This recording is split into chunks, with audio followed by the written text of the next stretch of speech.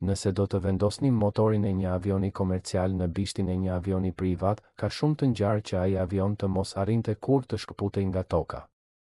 Industria e aviacionit fsheh një sekret që shumë pak pasagjerë e vënë re. Pozicioni i motorit përcakton gjithçka, që nga sasia e karburantit që konsumon avioni deri te gjatësia minimale e pistës ku mund të ulet. Bëhu gati, sepse tani do të rrëzojmë mitet rreth arsyes pse pronarët e avionëve privat më të shtrenjtë në botë preferojnë konfigurime që linjat ajrore komerciale thjesht nuk mund t'i përballojnë. Arsyeja e vërtetë pse një avion privat dhe një avion pasagjerësh nuk ndajnë të njëjtin skelet mekanik buron nga një nevojë matematike dhe logjistike, që shumë pak veta e njohin jashtë hangarëve të mirëmbajtjes. Nëse do të vendosni motorin e një avioni komercial në bishtin e një avioni privat, ka shumë të ngjarë që ai avion të mos arrinte kurrë të ngrihej nga toka. Industria e aviacionit ruan një sekret që shumë pak pasagjerë e vënë re. Pozicioni i motorit ndikon në gjithçka, nga karburanti që konsumon avioni deri te sa e shkurtër mund të jetë pista ku ai mund të ulet. Bëhu gati, sepse do të shkatërrojmë mitet rreth faktit pse pronarët e avionëve privat më të shtrenjtë në botë zgjedhin konfigurime që linjat ajrore komerciale thjesht nuk mund t'i lejojnë vetes. Për ta kuptuar këtë, duhet të shohim fillimisht poshtë, më saktë te sistemi i uljes. Në një avion të madh komercial, si një BM e qiellit ose një Boeing 737, krahët janë të vendosur në pjesën e poshtme të trupit të avionit. Kjo bën të mundur që motorët të varen në mbajtëse që quhen pilon. Ky pozicionim nuk është as pak rastësi. Ai e lehtëson shumë punën e mekanikëve, të cilët duhet të kontrollojnë turbinat gjatë ndalesave që ndonjëherë zgjasin vetëm 45 minuta. Ndërsa te një avion privat, luksi fillon me qetësinë. Kur motorët vendosen në pjesën e pasme, inxhinierët bëjnë të mundur që zhurma shurdhuese e djegjes të mbetet pas kabinës së pasagjerëve. Ndërsa udhëtarët në një fluturim komercial duhet të durojnë gumëzhimin e vazhdueshme të motorëve poshtë këmbëve të tyre, pasagjeri i një avioni privat fluturon në një flusk qetësie të plotë, gjë që lejon edhe zhvillimin e takimeve biznesi në 10.000 metra lartësi pa pasur nevojë të ngrejë zërin. Por pamja e qetësisë është vetëm maja e icebergut të inxhinierisë aerodinamike. Kur motorët janë në pjesën e pasme, krahët mbeten plotësisht të pastër. Kjo do të thotë se rrjedha e ajrit mbi dhe poshtë sipërfaqes së krahut nuk ndërpritet nga asgjë. Një krah i pastër është një krah efikas. Ai mund të krijojë më shumë forcë ngritëse me më pak përpjekje. Kjo është jetike për avionët që duhet të ngrihen nga pista jashtëzakonisht të shkurtra, në aeroporte ekzekutive ose në ishuj të largët, ku një avion linje thjesht nuk do të kishte hapësirë të mjaftueshme as për të frenuar, as për të përshpejtuar. Avionët privat janë ndërtuar për shkaftësi, ndërsa avionët komercial janë optimizuar për peshë të madhe dhe për stabilitet afatgjallë. Le të flasim për sigurinë dhe qendrën e gravitetit, një koncept që pilotët testues e njohin në mënyrë të përsosur. Në një konfigurim me krah të ulët dhe motor të varur poshtë tyre, pesha e turbinave ndihmon në stabilizimin e avionit, duke vepruar si një kundërpeshë natyrale. Nëse një motor do të dështonte gjatë fluturimit, struktura është projektuar në mënyrë të tillë që avioni të jetë më i lehtë për të mbajtur në ekuilibër. Në të kundërt, te avionët me motor në bisht, qendra e gravitetit zhvendoset ndjeshëm prapa. Kjo bën që stabilizatorët horizontal, pra ato krah të vegjël në bisht, të duhet të jenë shumë më të mëdhenj dhe më kompleks. Shpesh ata marrin formën e shkronjës të madhe. Kjo strukturë në formë thjeshmang që ajri i turbullt që del nga motorët të ndërhyjë në kontrollin e avionit, por në të njëjtën kohë shton peshë. Dhe një linjë ajrore që përpiqet të kursejë çdo gram karburant nuk do të ishte kurrë e gatshme ta mbante atë barë. Një faktor tjetër përcaktues është thithja e objekteve të huaja, e njohur në botën e aviacionit si FOV. Kur motorët janë kaq pranë tokës, avionët komercial rrezikojnë të thithin mbeturina, gur ose copa të vogla nga pista. Pikërisht për këtë arsye, pistat në aeroportet e mëdha ndërkombëtare pastrohen me një rigorozitet ekstrem. Projektuesit e avionëve privat, duke e ditur se klientët e tyre mund të ulen në aerodrome më pak të përgatitura ose në pista me asfalt të vjetër, i ngrejnë motorët lart drejt bishtit. Duke qenë kaq lart, është pothuajse e pamundur që turbina të thithë diçka nga toka. Kjo mbron një pjesë inxhinierike që mund të kustojë më shumë se $5 milion për secilin motor. Është një lloj parsmoreje e padukshme kundër të papriturave të udhëtimeve ekskluzive. Sot, kjo ndarje në filozofinë e projektimit ka krijuar dy botë paralele. Nga njëra anë, kemi kërkimin e fitimit maksimal te kompanitë e mëdha, ku vendosja e motorëve nën krah lejon përdorimin e turbinave me diametër gjigant. Këto turbina moderne, të quajtura me ultra heat bypass, janë aq të gjera sa fizikisht nuk do të mund të vendoseshin pranë trupit të një avioni privat pa ja shkatëruar aerodinamikën. Efikasiteti i këtyre lavatriceve gjigante është pikërisht arsyeja pse një bilet avioni mund të jetë e përballueshme për masat, duke sakrifikuar shpejtësinë maksimale në këmbim të një ekonomie shkallë mbreslënëse. Ndërsa avioni privat zgjedh motor më të ngushtë dhe më të fuqishëm, të aftë të shtyjnë avionin drejt shpejtësive që i afrohen barrierës së zërit, duke ruajtur një profil të mprehtë si shigjet. Edhe mënyra se si lëviz karburanti brenda avionit ndryshon sipas kësaj zgjedhjeje. Në avionet e linjës, krahët janë në thelb depo gjigante karburanti. Të kesh motorin pikërisht poshtë krahut e bën shumë më të lehtë që karburanti të zbresë me gravitet ose me pompa me presion të ulët drejt në dhomën e djegjes. Ndërsa te avionet me motor në pjesën e pasme, sistemi i tubacioneve duhet të jetë shumë më i ndërlikuar, sepse duhet të përshkojë trupin e avionit për të çuar këtë lëng jetik nga krahët deri në pjesën e pasme. Është një sakrificë në kompleksitet teknik, në këmbim të performancës dhe ekskluzivitetit të projektimit. Nuk ka të bëjë vetëm me vendin ku vendos motorin. Ka të bëjë me mënyrën si projekton të gjithë sistemin qarkullues të makinës që ai të reagojë në milisekonda ndaj çdo ndryshimi të lartësisë. Pa asnjë dyshim, herën tjetër kur të shikosh nga dritarja e terminalit dhe të shohësh një avion të vogël privat të parkuar pranë një giganti të rrugëve transatlantike, do ta kuptosh se nuk po sheh dy madhësi të njëjtit objekt. Po sheh dy filozofi krejtësisht të kundërta të fizikës së aplikuar.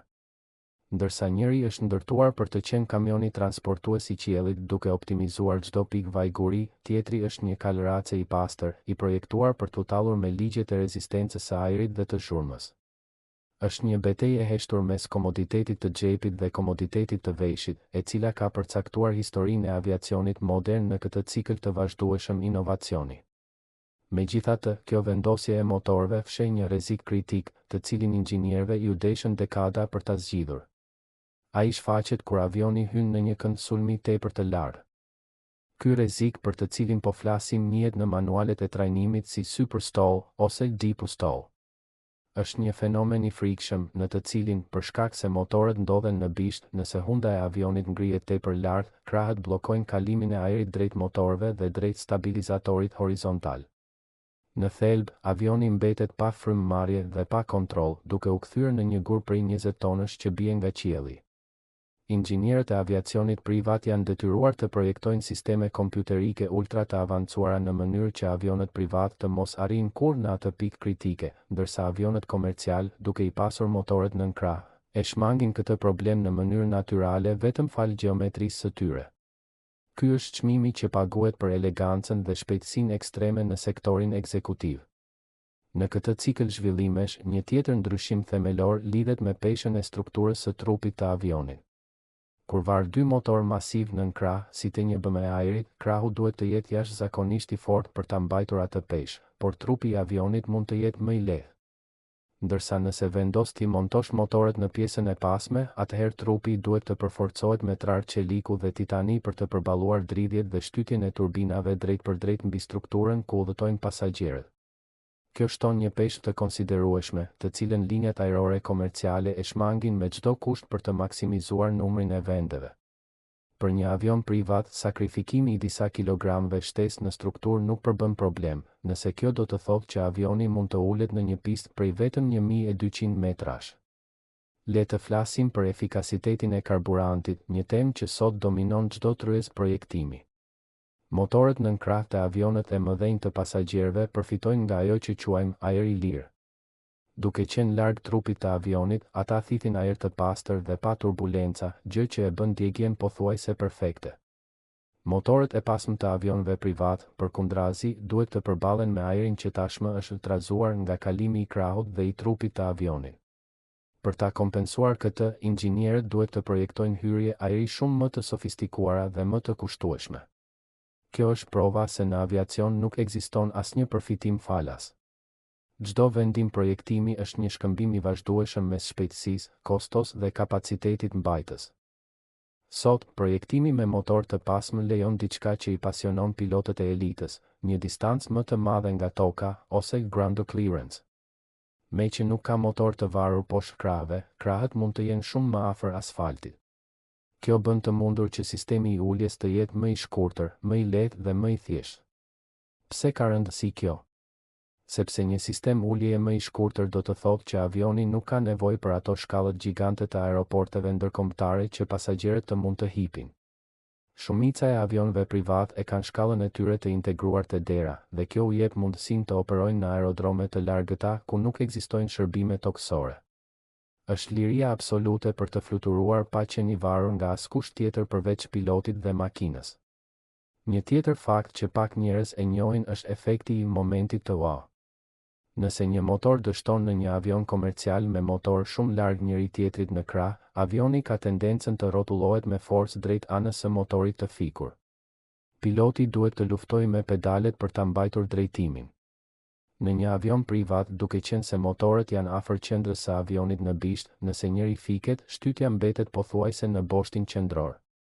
Kjo e bën avionin shumë më të bindur dhe shumë më të lehtë për t'u kontrolluar në një emergjencë kritike. Kjo është një shtresë sigurie pasive që prodhues si Gulfstream ose Bombardier e shesin si një nga virtytet e tyre më të mëdha teknologjike. Mos e humb këtë pikë, shpejtësinë e lundrimit. Avionët komercial janë ndërtuar për të fluturuar në mënyrë efikase me rreth 850 km/h, ndërsa avionët privat janë ndërtuar për të vrapuar. Duke mos pasur rezistencën aerodinamike të motorëve poshtë krahëve, ata mund të arrijnë shpejtësi prej Mach 0 presje 92, pra pothuajse shpejtësinë e zërit. Kjo bëhet e mundur sepse dizajni me bishtë të pastër ul fërkimin me ajrin në një mënyrë që një Boeing 747 nuk do të arrinte kurrë. Në botën e biznesit, ku koha është aktivi më i shtrenjtë, fitimi i 40 minutave në një fluturim nga njëri breg në tjetrin e justifikon çdo qindark të investuar në këtë konfigurim motorësh. Kushtoi vëmendje evolucionit të materialeve, sepse pikërisht këtu fantashkenca bashkohet me realitetin. Që motorët e pasëm të mos djegin bojën dhe të mos dëmtojnë strukturën e avionit, përdoren mburoja termike prej materialesh qeramike, të ngjashme me ato që përdor NASA në anijet e saj hapësinore. Në avionët komercial, me që motori është i varur dhe i rrethuar nga ajri në lëvizje, ftoja është natyrale dhe shumë më e thjeshtë. Ky ndryshim teknik shpjegon pse mirëmbajtja e një avioni privat mund të jetë, proporcionalisht, shumë më e shtrenjtë se ajo e një avioni linje. Ti po paguam për teknologji të nivelit më të lartë, të përqendruar në një hapësirë minimale dhe të optimizuar për një performancë që prek kufitë e fizikës. Megjithatë, pavarësisht gjithë këtyre avantazheve në performancë dhe shpejtësi, ekziston një kufizim fizik që i pengon avionët më të mëdhenj në botë të adoptojnë konfigurimin e avionëve privat, dhe kjo lidhet me madhësinë e trurit të avionit.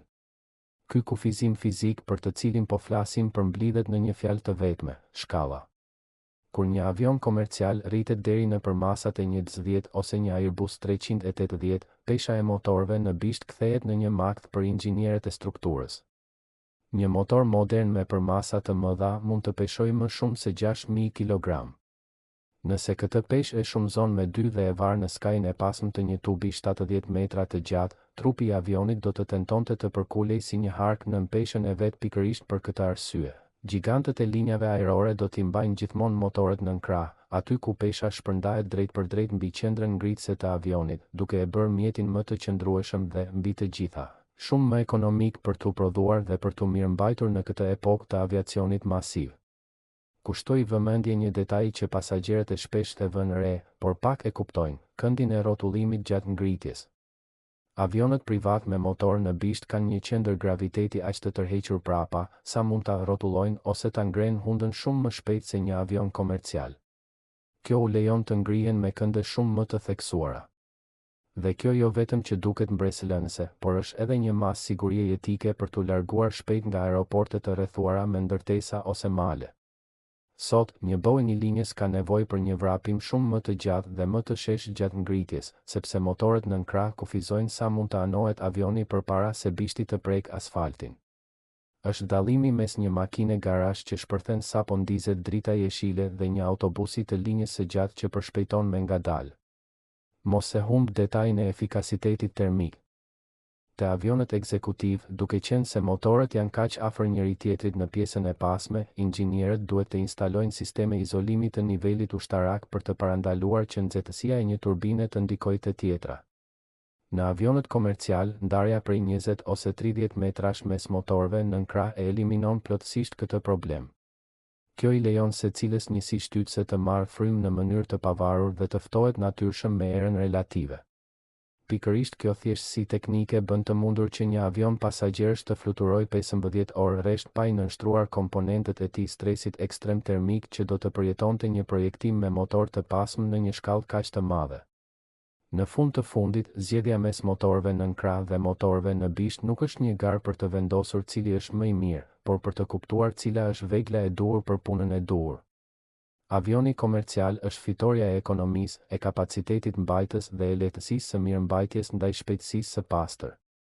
Ndërsa avioni privat është triumfi I aerodinamikës së pastër, I qetësisë në kabinë dhe I lirisë për të operuar atje ku të tjerët nuk munden.